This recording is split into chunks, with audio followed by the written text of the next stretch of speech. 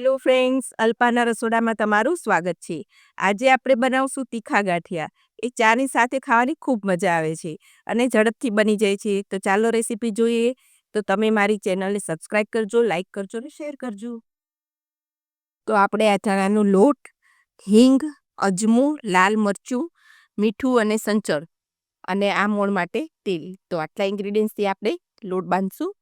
તો આપણે જે વાસણમાં લોટ બાંધવાનો હોય એ વાસણ લઈ લેવાનું છે અને એની અંદર મેં આ લોટ ચાળીને લીધો છે.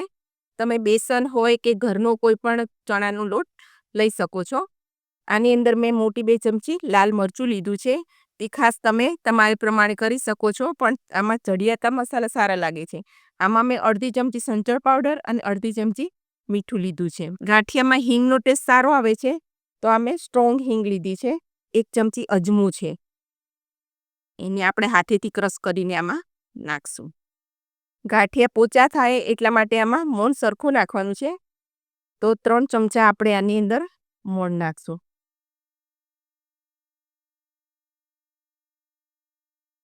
હવે ધીમે ધીમે આ પાણી નાખી અને એનો સરસ લોટ બાંધશું. થોડી મસાલા મિક્સ કરી લેશું આપણે. એકી સાથે બહુ પાણી નહીં નાખવાનું, થોડું થોડું પાણી નાખી અને આપણે એનો કઠણ લોટ તૈયાર કરવાનો છે. તો આપણે એકદમ મસળીને લોટ તૈયાર કરવાનો છે. તો ગાંઠિયા જેટલો લોટને મસળીને આપણે કરશું એટલો ગાંઠિયા પોચા બનશે. ક્યાંય ગાંઠા ના રહે, બધો લોટ સરસ મિક્સ થઈ જાય એ રીતે આને એકદમ ગોળ ગોળ હલાવવાનો છે. તો આટલો લોટ બાંધવામાં મારે અડધો ગ્લાસથી પણ ઓછું એવું પાણી જોયું છે. તો પાણી આપણે લોટ પ્રમાણે નાખવાનું છે કે ઢીલો ના થઈ જાય. અને આ સ્ટેજ ઉપર તમારે લોટને સહેજ ચાખી લેવાનો, મીઠું મરચું બરાબર છે અને નહીંતર થોડું એડ કરી દેવાનું તમારે સ્વાદ પ્રમાણે. તો આપણો લોટ તૈયાર થઈ ગયો છે. હવે આપણે સંચો લઈ લઈશું. તો મેં આ સેવ પાડવાનો સંચો લઈ લીધો છે. એની અંદર મેં આવી મોટા કાણાવાળી જાળી લીધી છે. હવે આને તેલથી ગ્રીસ કરી અને પછી આપણે ગાંઠિયા પાડશું. તો આપણે તેલ મૂકી દીધું છે. તેલને ચેક કરી લઈએ ગરમ થયું છે કે નહીં. તો આપણે સહેજ લોટ નાખી જોશું. તો આપણું તેલ ગરમ થઈ ગયું છે. તો હવે આપણે પાડીશું ગાંઠિયા.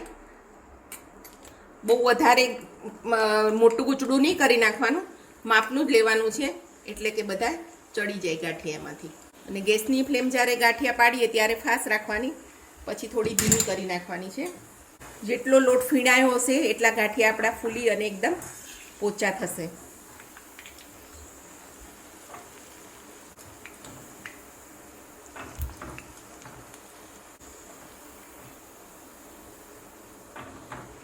તો હવે આપણા ગાંઠિયા તૈયાર થઈ ગયા છે ને કાઢી લેશું.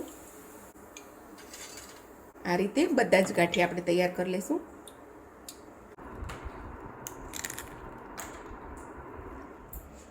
તો આપણા તીખા ગાંઠિયા બનીને તૈયાર થઈ ગયા છે. તે ખૂબ જ ટેસ્ટી છે અને એકદમ ક્રિસ્પી છે. તો તમે આ રેસીપી જરૂરથી ટ્રાય કરજો. મારી ચેનલને સબસ્ક્રાઈબ કરજો, લાઈક કરજો અને શેર કરજો.